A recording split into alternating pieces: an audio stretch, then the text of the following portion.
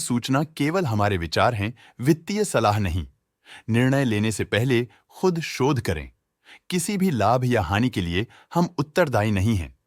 आज हम देख रहे हैं मेट्रो ब्रांड्स लिमिटेड के 2024-25 Q4 की standalone financial performance. Starting with the sales, पिछले क्वार्टर से सेल्स में -8% का डिक्रीज हुआ है, मगर कंपनी ने पिछले साल के मुकाबले 9.5% का सेल्स इंक्रीज रिपोर्ट किया। Expenses -6% quarter on quarter decrease हो गए हैं, जो साल भर के 6% के राइज के साथ अलाइन करता है। एक्सपेंसेस में डिक्रीज अच्छा है, लेकिन सेल्स में डिक्रीज निराशा की बात है। ऑपरेटिंग प्रॉफिट, जो पिछले साल के कंपैरिजन में 17.5% अप हुआ है, quarter on quarter around -13% decrease हुआ है। Operating profit margin (OPM) annual basis पे 2% से इंक्रीज हुआ है और पिछले क्वार्टर के कंपैरिजन में -2% से डिक्रीज हुआ है। एक्सेप्शनल आइटम्स को ऐड करके अदर इनकम पिछले क्वार्टर के कंपैरिजन में 21% बढ़ गई, बावजूद इसकी ईयरली ग्रोथ 10.5% हुई है। इंटरेस्ट एक्सपेंसेस पिछले क्वार्टर से 4% अप हुआ, लेकिन ईयर ओवर ईयर इंक्रीज 20% हुआ है। डिप्रिशिएशन कॉस्ट्स में 7% का क्लाइम देखने को मिला और ईयरली बेसिस पे 21.5% का इंक्रीज देखा गया। प्रॉफिट बिफोर टैक्स एनुअली 13.5% बढ़ा, लेकिन प्रोसीडिंग क्वार्टर से -19% डिक्रीज हुआ है। इस साल कंपनी ने 46% टैक्स पे किया और क्वार्टरली कंपनी ने 24% टैक्स पे किया है। नेट प्रॉफिट ने ईयर ऑन ईयर -41% का डिक्लाइन दिखाया, लेकिन लास्ट क्वार्टर से 3.5% का इंक्रीज हुआ है। इस क्वार्टर में कंपनी का परफॉर्मेंस ठीक रहा, ऑपरेशनल एफिशिएंसी में कुछ सुधार हुआ है। वहीं अगर एनुअल एनालिसिस की बात करें तो साल के दौरान कंपनी का परफॉर्मेंस अच्छा नहीं रहा। नेगेटिव नेट प्रॉफिट का मतलब है कि कंपनी प्रॉफिट के कंपैरिजन में नुकसान उठा रही है। अर्निंग्स पर शेयर (EPS) में ईयरली -41% का डिक्रीज देखा गया, लेकिन क्वार्टरली में 3.5% की बढ़ोतरी भी नजर आई। इस क्वार्टर में कंपनी का EPS ठीक रहा, ऑपरेशनल एफिशिएंसी में कुछ सुधार हुआ। मेट्रो ब्रांड्स लिमिटेड के फाइनेंशियल स्नैपशॉट को रिव्यू करते हुए कुछ मुख्य ट्रेंड्स सामने आए हैं, जो कंपनी की परफॉर्मेंस पे रोशनी डालते हैं। मार्च 2023 से मार्च 2025 तक मेट्रो ब्रांड्स लिमिटेड की फाइनेंशियल जर्नी में सबसे पहले बात करते हैं सेल्स की। इस साल सेल्स में 7.5% की वृद्धि हुई है और पिछले 3 सालों में 19.5% की वृद्धि हुई है, जो एक निरंतर अपवर्ड ट्रेंड को दर्शाता है। पिछले 2 साल से सेल्स लगातार बढ़ती जा रही है, जो मार्केट एक्सपेंशन और कंज्यूमर डिमांड में वृद्धि को दर्शाता है। अब बात करते हैं एक्सपेंसेस की। इस साल एक्सपेंसेस 16% बढ़े हैं और 3 सालों में 31% का इजाफा हुआ है। इस साल हालांकि एक्सपेंसेस सेल्स से थोड़ा ज्यादा बढ़े हैं, मगर ग्रोथ रेट्स का करीब होना स्टेडी ऑपरेशनल कॉस्ट को दर्शाता है।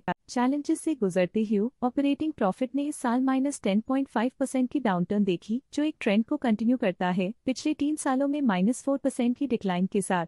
इस साल ऑपरेटिंग प्रॉफिट में कमी आई है, लेकिन पिछले साल की वृद्धि रेजिलियंस को दर्शाता है, जो एक अस्थायी मंदी को संकेत करता है। कठिन दौर से गुजरते हुए नेट प्रॉफिट में इस साल -24% की गिरावट आई है, जो पिछले 3 सालों में -6.5% की गिरावट के साथ चुनौती पेश करता है। इस साल नेट प्रॉफिट में आई कमी के बावजूद पिछले साल की पॉजिटिव वृद्धि एक अस्थायी मार्केट एडजस्टमेंट को दर्शाता है। EPS के लिए रास्ता कठिन रहा है। इस साल EPS -24% डिक्रीज हुआ और पिछले 3 सालों में कुल मिलाकर -6.5% की गिरावट हुई है। इस साल EPS में कमी आने के बावजूद पिछले साल की ग्रोथ कंपनी की मजबूत परफॉर्मेंस को अंडरलाइन करती है। चलिए अब बात करते हैं शेयर होल्डिंग पैटर्न की। मेट्रो ब्रांड्स की शेयर होल्डिंग रिपोर्ट्स कुछ इस प्रकार की हैं, जो अननोन 2025 के तक चलता है। ये रिपोर्ट कंपनी के शेयर्स की डिटेल्ड जानकारी देता है, जिसमें promoters, promoter groups, foreign investors, public investors और सरकारी एंटिटीज शामिल हैं। प्रमोटर्स शेयर होल्डिंग 2024 के दिसंबर में 71.93% से 2025 के में 71.88% तक डिक्रीज हो गया।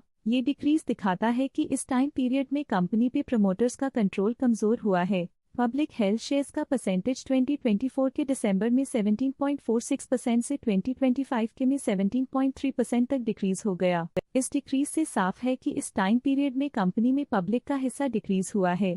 जब कंपनी के शेयर्स का अधिकतम हिस्सा प्रमोटर्स, FII, DII या गवर्नमेंट के पास होता है, तब ये माना जाता है कि कंपनी मजबूत हाथों में है, जो स्थिरता और मजबूत समर्थन को दर्शाता है और इस मार्केट की स्थिरता बनी रहती है। DII डोमेस्टिक इंस्टीट्यूशनल इन्वेस्टर्स ने अपना शेयर होल्डिंग दिसंबर 2024 में 7.19% से 2025 में 7.36% तक इंक्रीज किया। ये बताता है कि डोमेस्टिक इंस्टीट्यूशंस ने कंपनी में अपना इंटरेस्ट 0.17% तक इंक्रीज किया है। FII फॉरेन इंस्टीट्यूशनल इन्वेस्टर्स ने अपना शेयर होल्डिंग दिसंबर 2024 में 3.42% से 2025 में 3.46% तक इंक्रीज किया। ये बताता है कि फॉरेन इंस्टीट्यूशंस ने कंपनी में अपना इंटरेस्ट 0.04% तक इंक्रीज किया है। ये था कंपनी का करंट शेयर होल्डिंग पैटर्न। अब नजर डालते हैं मेट्रो ब्रांड्स की स्टॉक रिकमेंडेशन पे। लोटस स्टॉक का करंट प्राइस 1241.6 रुपीस चल रहा है। मोतीलाल ओसवाल ने स्टॉक की बाय रिकमेंडेशन दी थी। उन्होंने स्टॉक का टारगेट प्राइस 1525 का अनुमान लगाया था। रिकमेंडेशन के समय स्टॉक का प्राइस 1198.45 चल रहा था, जो करंट प्राइस से 24.5% अप है। EMK ग्लोबल फाइनेंशियल सर्विसेज ने स्टॉक की बाय रिकमेंडेशन दी थी। उन्होंने स्टॉक का टारगेट प्राइस 1500 का अनुमान लगाया था।